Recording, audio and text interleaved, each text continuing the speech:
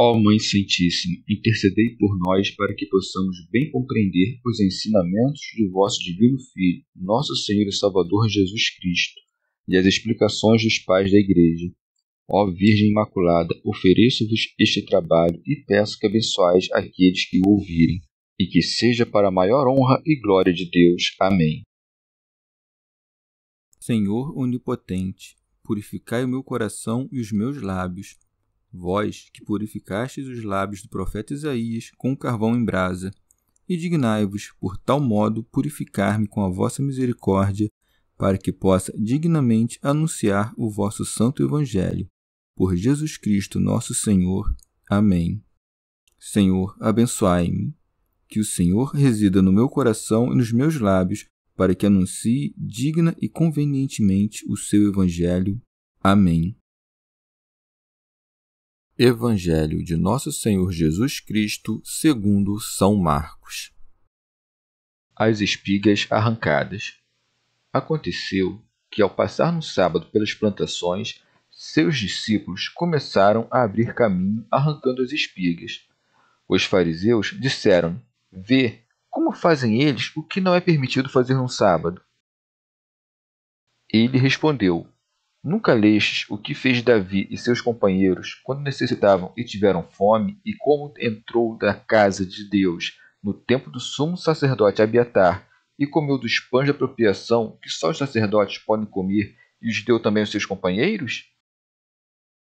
Então lhes dizia: O sábado foi feito para o homem, e não o homem para o sábado, de modo que o Filho do Homem é Senhor até do sábado. Comentários dos Pais da Igreja. Pseudo Crisóstomo. Uma vez libertados da figura e unidos à verdade de Cristo, os discípulos não guardam a festa simbólica do sábado. Por isso é dito: aconteceu que, ao passar no sábado pelas plantações, seus discípulos começaram a abrir caminho arrancando as espigas. São Beda. Lemos também na sequência que eram muitos os que iam e vinham, e os discípulos não tinham nem mesmo um espaço de tempo para comer, e por isso, como homens, tinham fome. São João Crisóstomo. Sentindo fome, comiam uma comida simples, não para o prazer, mas por conta da necessidade natural. Já os fariseus, servindo as figuras e as sombras, acusam os discípulos como quem age de modo injusto. Por isso se segue. Os fariseus disseram-lhe: Vê, como fazem eles o que não é permitido fazer no sábado. Santo Agostinho.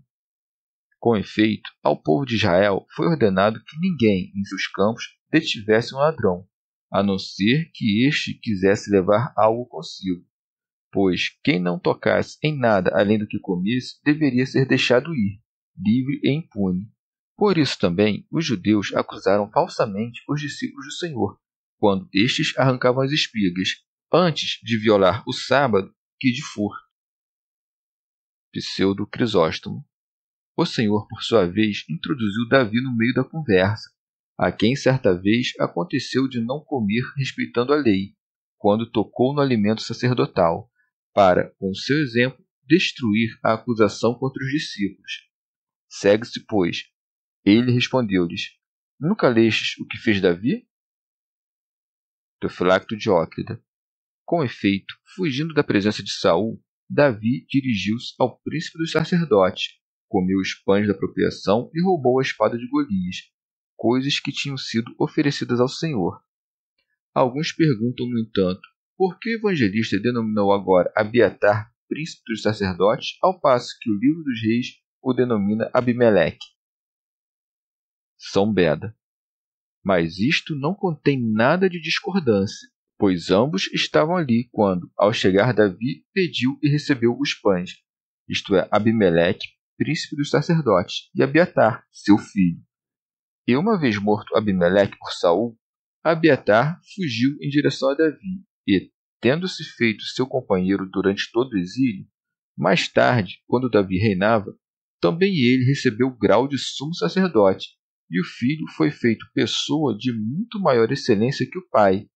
Por isso foi digno de ser lembrado pelo Senhor como sumo sacerdote, mesmo enquanto seu pai era vivo. Segue-se. E acrescentou: o sábado foi feito para o homem, e não o homem para o sábado. Deve-se, pois, aplicar o maior cuidado à saúde e à vida do homem que aguarda do sábado. Com efeito, foi ordenado que se guardasse o sábado de tal maneira que, se houvesse necessidade, não fosse réu aquele que tivesse violado o sábado. Por isso, não foi proibido circuncidar ao sábado, porque havia necessidade de fazê-lo. Os macabeus, em iminente necessidade, lutaram no sábado. Daí que se tornou lícito aos discípulos famintos pela necessidade da fome fazer o que não era lícito pela lei. Assim como hoje, se algum doente quebrar o jejum, com nenhuma razão será tido como réu. Segue-se, de modo que o Filho do Homem é Senhor até do sábado. Como se dissesse: se é excusável que o rei Davi tenha comido o alimento sacerdotal, quanto mais o Filho do Homem, verdadeiro rei e sacerdote e Senhor do sábado, não estará sujeito à culpa de arrancar espigas no sábado. Pseudo Crisóstomo.